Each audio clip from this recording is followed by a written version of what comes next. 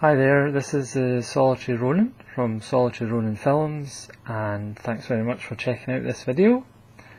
I've finished with my collection videos, even though I may go back and do a Criterion combined DVD and Blu-ray video and a separate Eureka Masters of Cinema video. But I thought I'd make a start on top 10 lists. Now, as a cinephile and all people who love films, we do like our top 10 lists. Obviously these are to our own taste, and these top 10s can change if you do one in a couple of months. So I thought I would start with my favourite film director, which is probably a good place to start, and that is Akira Kurosawa. I can't even remember the first Kurosawa film I saw. It might have been Yojimbo, or Seven Samurai, and it just had a profound effect on me. His dynamic camera, his shot composition, the framing of characters. I mean, people like Orson Welles and Sergio Leone and Kubrick have tremendous shot composition as well. And one of the issues in today's cinema is film directors essentially just slap any old shots up, whereas the true masters of cinema, every shot is planned and every camera angle is for a reason. But Kurosawa's framing and shot composition is just stunning. I've often said if you pause any Kurosawa film, you could literally just print it and put it in an art gallery, because it's just living art. Obviously this is going to be a rambling video. I'm going to try and keep it under 3 days long. So I'm going to just make a start and just briefly talk about some of the films that didn't make the top 10. That doesn't mean that I don't love those films, because I do, but at this moment in time I love the other 10 more. So they're still great films. If you haven't seen them, please do check them out. If you're new to Kurosawa, check any of his films out. But these are the ones that kind of got shortlisted but didn't quite make the top 10. So the first one is Kagemusha, The Shadow Warrior. This is the Criterion Blu-ray, and this is the Criterion DVD. Sorry, can't actually see that. This is the film that later in his life, this was 1980, and believe it or not, very much like Orson Welles, in his career, Kurosawa just couldn't find financing to make films, which just sounds ridiculous looking back on it.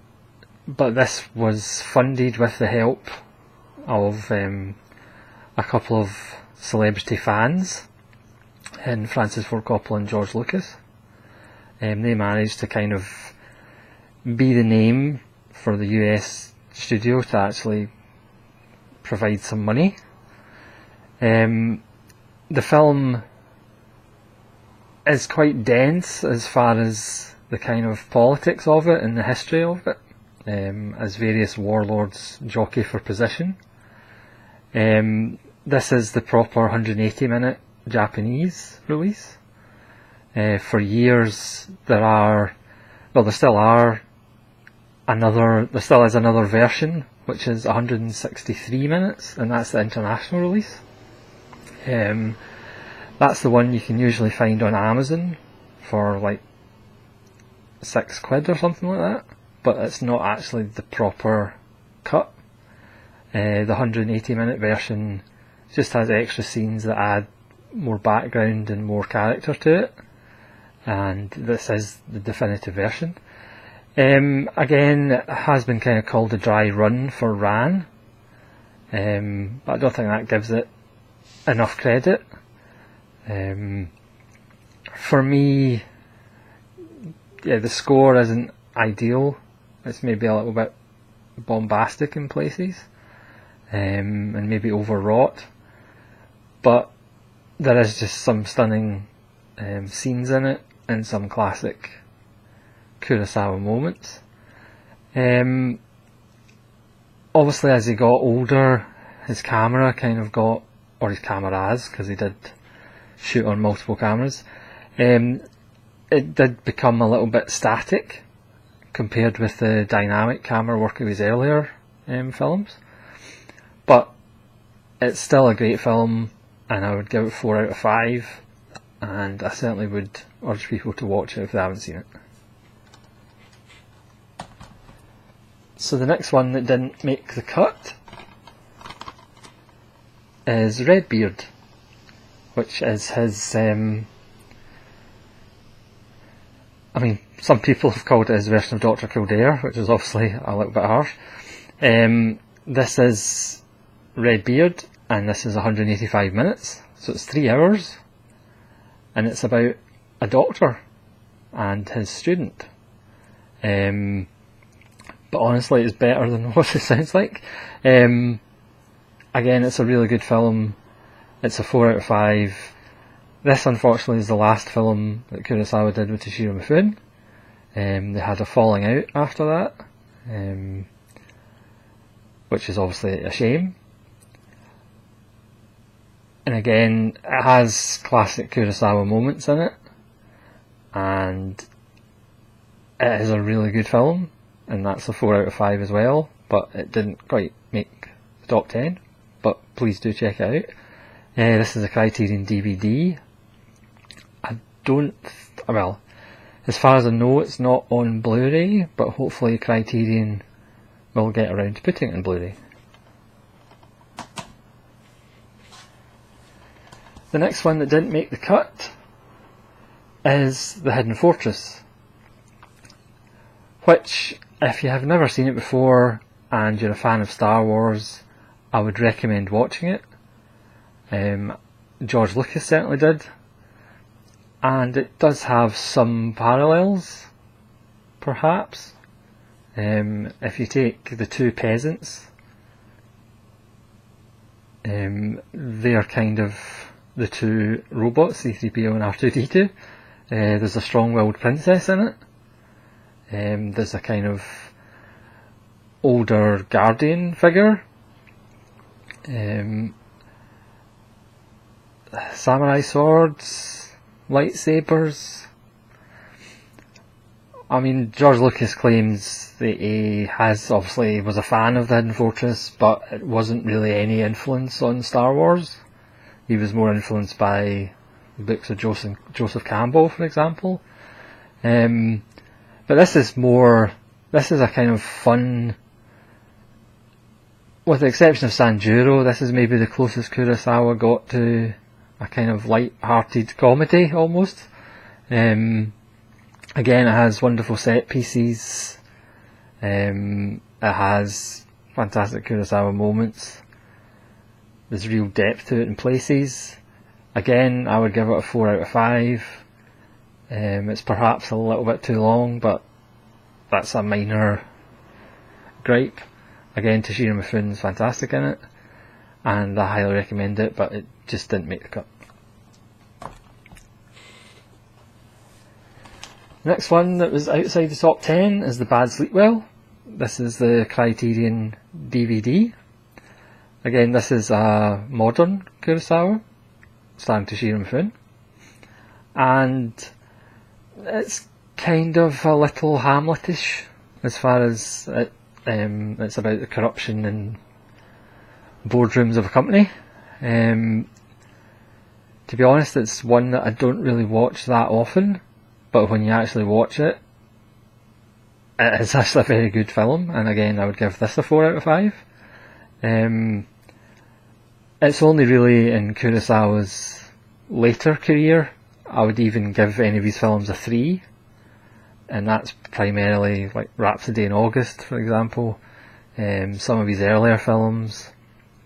But during the bulk of his career, apart from his masterpieces, he was making films that were pretty damn near masterpieces. And this is another really good one, which I would give a 4 out of 5, and I would definitely check out. The next one that didn't make the cut is Du Deske Den. This is the film, his first colour film, and unfortunately it was a disaster at the box office, and this was the film that kind of put him in a downward spiral, and he did attempt to commit suicide. Fortunately he wasn't successful. So this was 1970, and then he came back with Der Zuhause, which is an awesome film, and again just didn't quite make the cut, which sadly I think you can get on like an Italian Blu-ray, but that really needs to be an ideal one for Criterion. This one's kind of, it's not his best work. It's set in the outskirts of Tokyo in a slum. Again, there's fantastic moments, but it's not one of his best films. I'm kind of torn between giving this a 3 or a 4. I probably would actually give it a 4 despite its flaws, and it's certainly worth checking out if you're into Kurosawa. It's maybe not the first Kurosawa film you'd recommend to people. And again, this is a Criterion DVD release. As far as I know, there's not a Blu-ray, but I could be wrong. Please let me know if I am. I'm wrong quite often. And the last one that didn't quite make the cut is Akira Kurosawa's Dreams. This is on Criterion Blu-ray, and it does look absolutely stunning. This is 1990, and this features a nice little performance by Martin Scorsese as Van Gogh. Obviously, because it's called Dreams, it is just 8 dreams, strangely enough. They don't all have endings. They all don't necessarily make narrative sense. And because it is an episodic film, some are better than others. But overall, this is a beautiful film. I would give it a 4 out of 5, and I would certainly recommend it. And it's certainly arguably his best film out of his last 2 or 3 after Ran. So that's the films that didn't quite make it. And let us start the top 10. Again, this is just my opinion. Please discuss or disagree down below in the comments. But let's start with number 10. And it's High and Low. Again, this is one of these modern films, and it's arguably one of the best ransom films, if not the best ransom film. This is the Criterion Blu-ray edition, and this is the Criterion DVD edition, which is exactly the same package and the exact same extras. This film is literally high and low, so the first half of the film is essentially take place in Toshiro Mifune's apartment, and he's one of the executives in a shoe company who's attempting to buy out the shoe company, but then they get a ransom call, which obviously screws up his plans. And so the first half of the film is all in an apartment, which again doesn't sound the most exciting thing in the world, but Kurosawa's shot composition, the framing of characters within the shot, which relates to their relationship with each other, and the plot is just it's just amazing to watch, really. The only film that kind of rivals it for essentially being in one room as 12 Angry Men, as far as having the characters in shot and their place in the frame being related to what's actually going on in the story. And then the second half is outside, in the city, and it's more of a police procedural as they try and catch the kidnapper. So it's literally high and low, because as Toshiro Mifune's house sits on top of the hill, and then they kind of descend into the kind of hellish city. It's got a great ending. Toshiro Mifune's fantastic. It's one of his more controlled performances, I would say. And also it looks amazing, and I highly recommend it. Okay, number 9. It's Ran, which some people might disagree with how low it is on my list. This is the Studio Canal version on Blu-ray, and it does look fantastic. It's a really beautiful print. This is obviously you could argue his last great film. This was 1985. It's roughly based on King Lear-ish, so it's sons instead of daughters. And for a filmmaker that was known for being, one of the greatest humanists, film directors, this is pretty bleak. Well, it's very bleak in actual fact. There's lots of shots of clouds. There's lots of shots from above, and you do kind of get the sense of the ridiculousness of human behaviour at times, and the pointlessness of it. So personally, it's not a Kurosawa film that I would say to people to watch as the first Kurosawa film. I would certainly see a bunch of them first and then see Ran, because again, his camera isn't as dynamic as it was earlier in his career. He would usually set up 2 or 3 cameras for every shot, but again, it's a stunning film, and it's just stunning. The use of colour, the emotional kind of response you get from that colour, it's just an immense film, but you can kind of see the quality of Kurosawa as a filmmaker, that this is actually only number 9.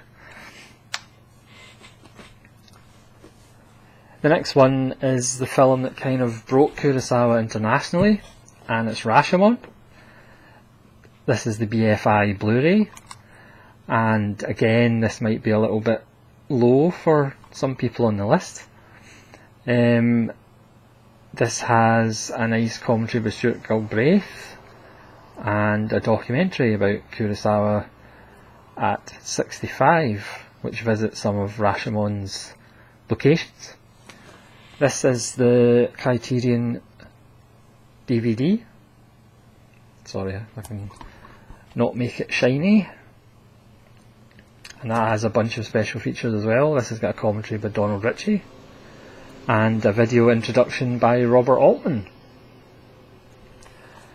And Rashomon kind of, along with Seven Samurai, it's probably his most influential as far as the way of storytelling, because in general in films we kind of believe what the characters tell us, and in this film what 3 characters tell us is different from each other, and we don't really know who's actually telling the truth. So this, along with Seven Samurai, is certainly his most influential, because it's the concept has been redone so many times.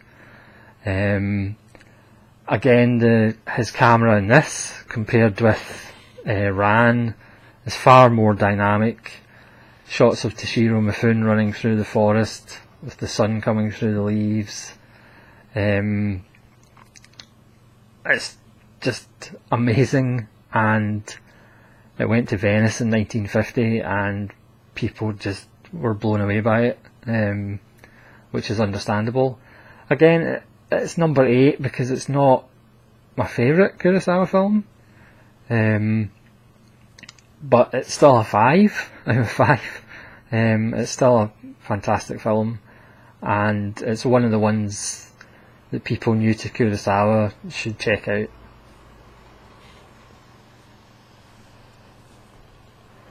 Number 7 is one of my more personal favourites, and that's Stray Dog.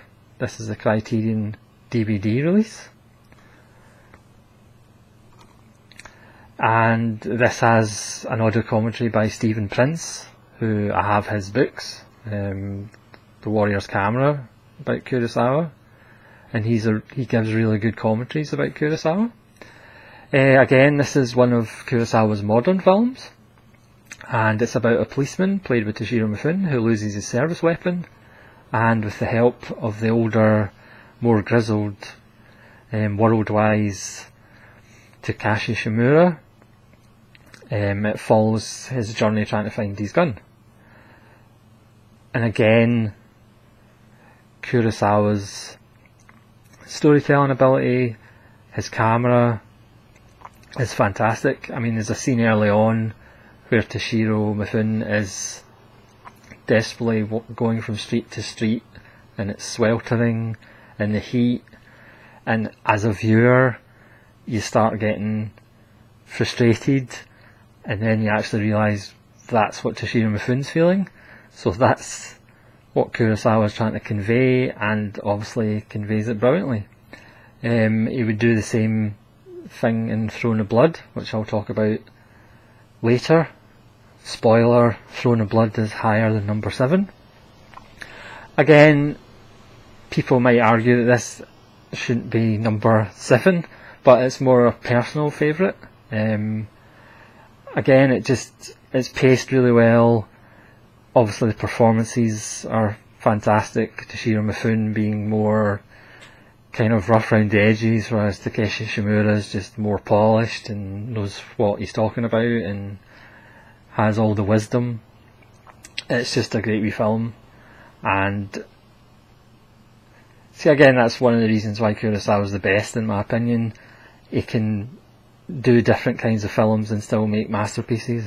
You know, a lot of filmmakers have one masterpiece, maybe 2. Kurosawa's arguably got 6, and you could probably make an argument for more. So that's Stray Dog in at number 7. Number 6 is another personal favourite, and that's Drunken Angel. Again, that's another modern one. This is 1948, and it's set in the kind of dark, dingy alleys. And again, this is Toshiro Mifune as a gangster with a health problem, and Takeshi Shimura is the world-weary, wise doctor. And those two characters clash. Again, this has a commentary by Donald Ritchie, who is another Japanese cinema expert, and he's written books about Kurosawa as well. Again, people might say this is one of his more minor works, but I just love it. The relationship between the two great actors is just fantastic. And it's just a lovely wee film. You can see I'm really going into in-depth, can't you? Okay, this is number...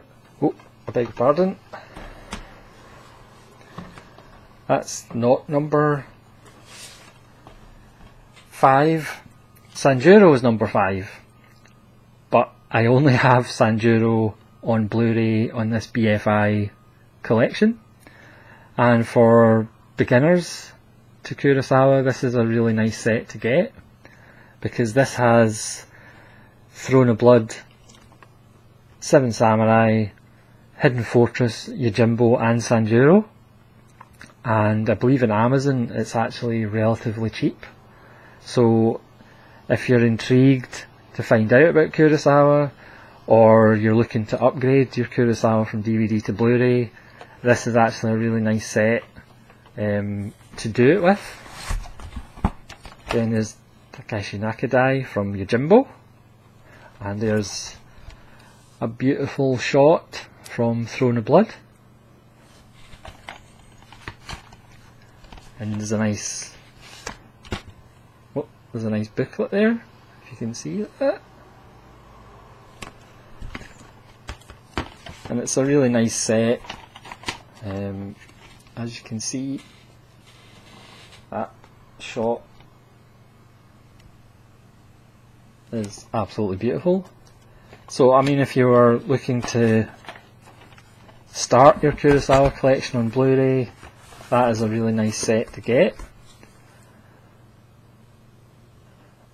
But as we're talking about Sanjuro, which is number 5 in my top 10 Kurosawa, this is, again, like Hidden Fortress, it's kind of the closest to a kind of knockabout comedy. It's the sequel to Yojimbo. Spoilers, Yojimbo is higher than number 5. And it is kind of more light-hearted, but then near the end of the film it does kind of change tact and just has one of the most amazing endings in the Kurosawa canon, or anybody's canon. Yes, it's kind of light, and it's, people might say it's not worthy of the number 5 spot.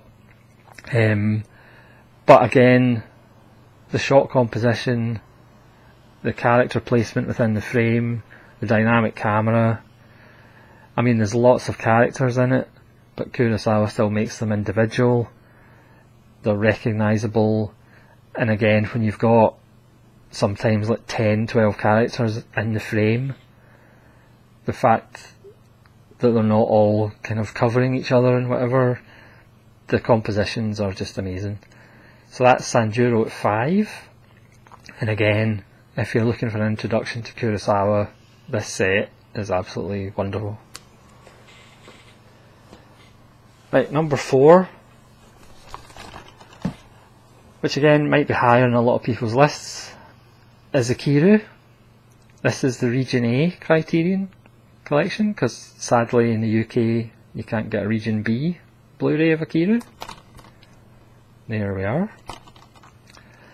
And again, that has another commentary by Stephen Prince, which is very good. And this is the Criterion DVD. Again, Akira is another one of Kurosawa's contemporary masterpieces. It's about Takeshi Shimura. There's no Toshiro Mifune in this one.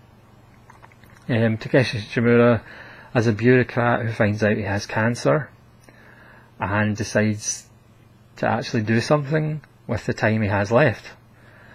Now obviously he decides this after he's desperately tried to find meaning to life. He goes out on the town, he kind of hangs out with one of the younger female colleagues, but then he kind of decides to try and help a group of people build a playground for kids. And again, like a few Kurosawa films, this film is kind of split into 2 halves. It's, the first half is, we follow Takeshi Shimura on his journey, and then the second half is at his wake, and it's colleagues talking about him, and then Kurosawa uses flashbacks to answer the second half of his journey. It's a masterpiece. Again, Kurosawa's use of the camera is just stunning. His cuts, the way it's edited, and again, just amazing performance by Takeshi Shimura. Toshiro Mifune always gets more credit because he was kind of more extroverted characters, more bombastic at times, whereas Takeshi Shimura generally just played the stoic, wise, kind of stately character, and more reserved, more contained. Obviously was the leader of the Seven Samurai, but this is really good because obviously he's the star of the show, and it's an amazing performance, and it's an amazing film. This is probably the first contemporary Kurosawa I would recommend, and then check out other ones like Stray Dog and Drunken Angel and other films, Bad Sleep Well and High and Low. But this is just a masterpiece, and it's probably in my top 20 films of all time, which I'm maybe going to attempt to do, but that's really difficult. But Akira is awesome, and that's number 4. And number 3 is Yojimbo. This is the Criterion DVD, and I have it in Blu-ray in that BFI set. And this, it's strange for Criterion because this DVD, the extras are actually a little bit bare bones. It's just a trailer. I mean, they did do another version of this with Sanjuro, so I'm not actually sure what the features on that is. But this is Yojimbo. It's the closest to a Western Kurosawa got to, and obviously this has been remade countless times. So really, Rashomon, Seven Samurai and Yojimbo are the kind of Kurosawa films that have been remade the most. Obviously Hidden Fortress has an influence on a certain space opera. But Yojimbo is just fantastic. Toshiro Mifune as a wandering Ronin who decides what to do by throwing a stick in the air, decides which direction to go, pretty much gets involved in a gang war just because he's bored. It's a really interesting character because generally protagonists get involved in stories for a reason, revenge, love, whatever, whereas Toshiro Mifune's character Yojimbo essentially just gets involved because he's bored, which is kind of interesting. Again, Tatsu Nakadai is in this, who really gives Mifune a good foil to work with, because he's almost as bombastic as Toshiro Mifune is. Again, the cinematography, shot composition, if you know Kurosawa, you know this by now, it's just masterly. Obviously it was remade A Fistful of Dollars by Sergio Leone. It's been remade by Walter Hill. Last Man Standing, even though Walter Hill has said that anybody who remakes Kurosawa is an idiot, and then he went and remade it, so make of that what you will. It's just an awesome film. Yeah, if you haven't seen it, please do watch it, because it is fantastic. Again, I'm not really making compelling arguments, am I? Number 2 is Throne of Blood. Again, this is a Criterion DVD release, because I believe the Criterion Blu-ray release of this is really hard to get now. Obviously I have it on Blu-ray on the BFI box set that I showed a little bit earlier. Again, this has an audio commentary by Michael Jeck. I'm not as familiar with him as Stephen Prince or Donald Ritchie. There is an essay by Stephen Prince.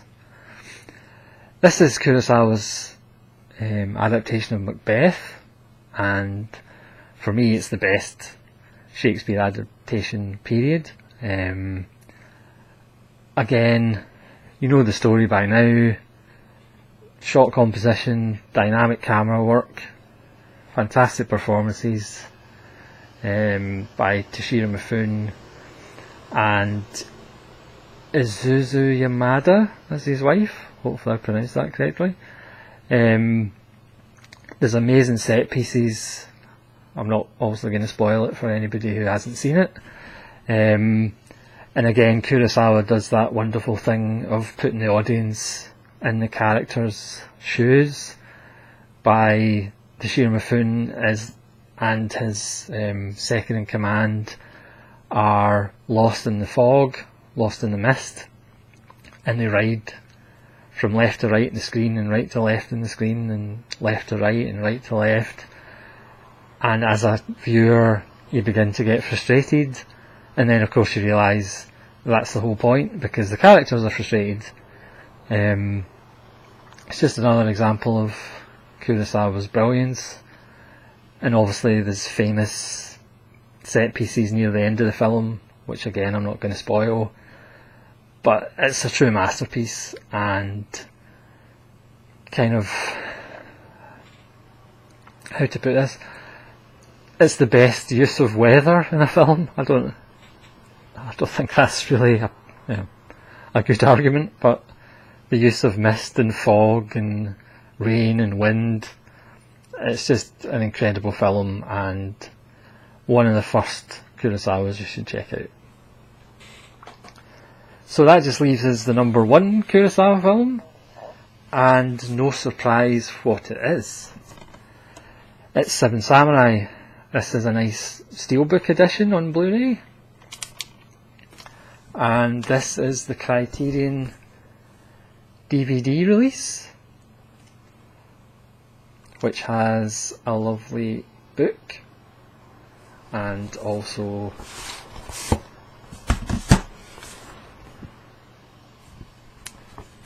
so again, I believe the Criterion Blu-ray is essentially the same packaging, which I don't have. I've just got it on Criterion DVD. But this is just an absolutely beautiful set for an absolutely amazing film. This, without question, is in my top 10 greatest films of all time. It probably is in quite a few people's. I mean, it's 207 minutes, but it certainly doesn't feel like 207 minutes. A lot of long films feel like long films. Seven Samurai does not. And again, that's just down to Kurosawa's absolute genius. I mean, people have argued that if you only read one book, it should be Tolstoy's War and Peace. Well, I would argue if you only have to watch one film, it's Kurosawa's Seven Samurai. Again, it's been remade several times. Any kind of desperate group of people on a mission, against, overwhelming odds, it's essentially Seven Samurai. But nobody's done it better. Hollywood's remade it twice. 3 times if you count Roger Corman's Battle Beyond the Stars. And obviously nobody's got close to the perfection that is Seven Samurai. Please put in comments below if you can name all Seven Samurai. I'm not going to attempt to do it. Again, shot composition, dynamic camera, wonderful characters. Toshiro Mifune again with a not so subtle performance. Takeshi Shimura just with a towering, majestic performance. You have the kind of rookie samurai who the audience can identify with. And again, I'm not going to spoil endings in case nobody's seen this. Which, if you're a cinephile, obviously you've seen it, but for new viewers, please watch it. It's don't be daunted by the running time, don't be daunted by the subtitles, don't be daunted by black and white, because it will just engulf you and you'll just be riveted, and all of a sudden 3¼ hours will be gone, but it will be the best 3¼ hours of your life. I'm not really sure what else to say about it. Obviously there's battles in it that are amazing, there's quiet moments that are amazing, there's moments of poetry, moments of savagery, moments of tragedy. It's literally got everything, and it's a true masterpiece in every sense of the word.